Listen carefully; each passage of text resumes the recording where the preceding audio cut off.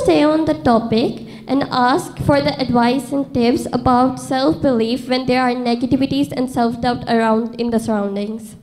Good question, Zara. Yesterday this question was asked by some student. Beta, it's happening, Zara. It's a part of life. Difficulties are the part of life. Challenges, it's a part of life. یہ کبھی نہ سوچے گا کہ زندگی ہمیشہ smooth چلے گی. ایک کوٹیشن ہے کہ انسان اپنے بچوں کے لیے بڑے سموتھ روڈ بنانے کی کوشش کرتے ہیں, بڑے ہموار قسم کے سموتھ روڈ.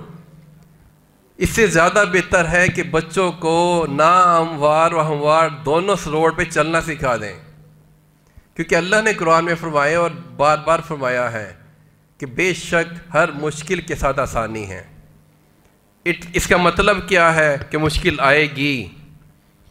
مشکل مانگنی نہیں چاہیے, اللہ سے آسانی مانگنی چاہیے, لیکن مشکل آئے گی. ڈیفیکلٹ ٹائم ول کم, لیکن if you stand with your passion, determination, devotion, dedication, with positivity, انشاءاللہ زارا آپ جیتیں گی. وہ نیگیٹیوٹی ختم ہو جائے گی انشاءاللہ. ایک بات. دوسری بات, sometimes some people they taunt you, they criticize you, they laugh at you کہ Zara you are going to do this thing, it's impossible, you cannot do this thing. یہ ہوگا.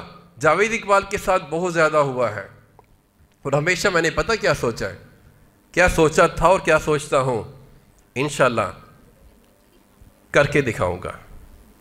آپ کو اپنے ریزلٹ سے, اپنی ڈوئنگ سے, اپنے ایکشن سے آپ کو جواب دوں گا. اس ٹونٹ کو, اس کرٹیسزم کو, اس ہنسنے کو میں نے اپنا موٹیویشن کا سورس بنایا ہے.